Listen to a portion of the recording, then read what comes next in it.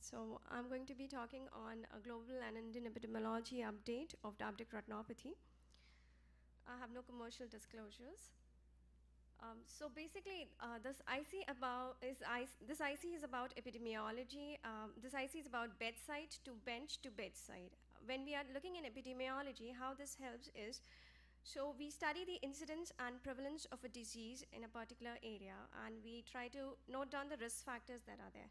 We take this information, go to the bedside, try to analyze, and then evaluate the possible pathways that can lead to the disease. In our case, it is diabetic retinopathy. Then we try to look at those possible pathways and then try to look at some target molecules or pathway, and we then try to formulate drugs and see how this is going to have its influence on the patient. So we are again taking it to bedside. Now, we have to keep revisiting this schedule, because it's not fixed that once you've moved from bedside to bench and then bedside, that's the end of it. It's not like that. It's a continuous cycle that keeps going on. So once we have the administration of drugs, and then we see how the response is, and if we feel that the response has been inadequate in some people, and then there are outliers, then we go visit those outliers and then try to evaluate those alternative mechanisms. And that is how we have evolved into assessing the phenotypes and the genotypes.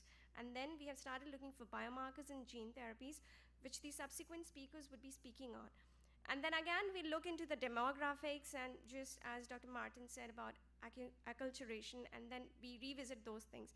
So this is a continuous cycle, and for clinicians, it is important to understand that seeing patients at bedside doesn't mean that's the end of it. If you have some information that has been unique, you have to pass it on to the researchers, and you yourself can become a researcher in that event, which has happened in my case. So pass on that information, collaborate with a lab person, get on to, then follow it, and then try to see how it changes your practice.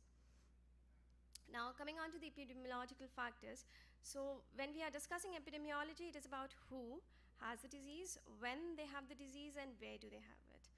So when we are looking at who, it will be at-risk population, when would cover the risk factors for diabetic retinopathy, and where would be looking at the geographic distribution of the diabetic retinopathy.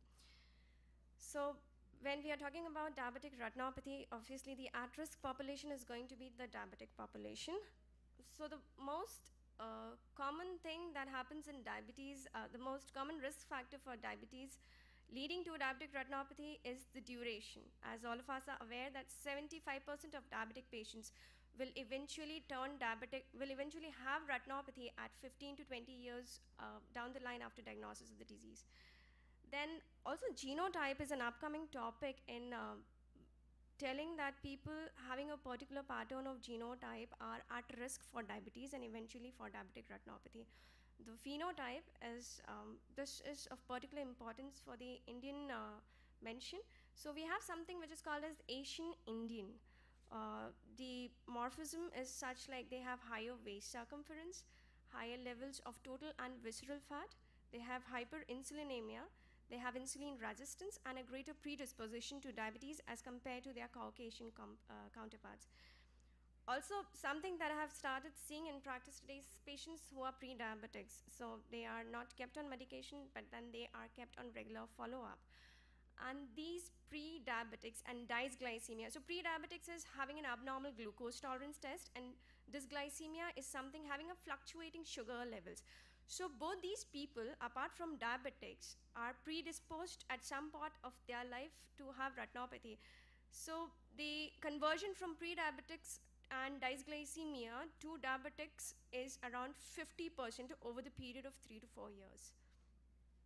Now, coming on to who in diabetics will be at risk for having a severity of diabetic retinopathy. So as again, duration of diabetes is one of the known risk factors. So the longer the duration of diabetes, the more aggressive and more prominent you will have diabetic retinopathy in the eyes.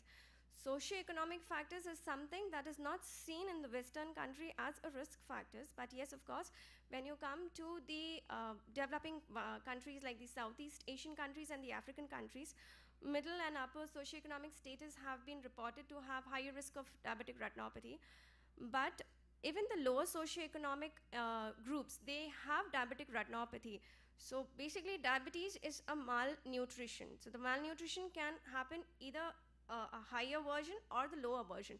So what we see in urban slums that we have seen in Mumbai, that in our study we saw that people in the lower socioeconomic group also have diabetic retinopathy.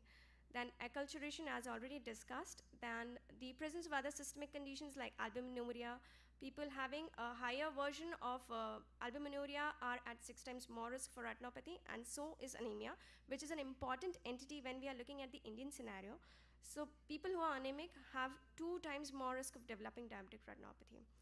Now we come on to the incidences, the pattern in the global and the Indian scenario. Take a look at this graph. So you can see for the incidence patterns before 2000, year 2000, and after 2000, it shows a decline in the incidence pattern.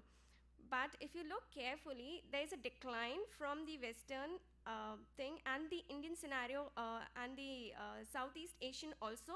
But if you look at the absolute numbers of people who are going to have retinopathy, that has increased considerably. So the declining trend may be possibly because people are now getting aware of retinopathy, and also there are concerted public health efforts which are improving to the screening and leading to more people having more treatment. If you look at the annual progression of diabetic retinopathy, the same pattern is being observed here, that you will see a decline in the trends of the incidence and the progression. The same reason, because more and more people are now exposed to the treatment and the screening. For that reason, the incidence is coming down, but again, the absolute number of people that are having diabetes and consequently retinopathy is on an increase. And this is what causes the grave concern for us. If you take a closer look at this chart, you will be seeing that the incidence in the Southeast Asian country is quite higher as compared to Western countries.